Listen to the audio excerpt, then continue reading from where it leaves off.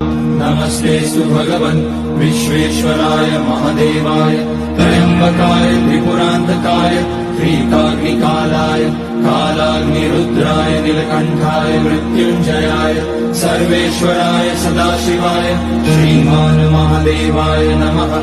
ॐ नमः शम्भवाय च मयोपवाय च नमः शङ्कराय च मयस्कराय च नमः शिवाय च शिवतराय च।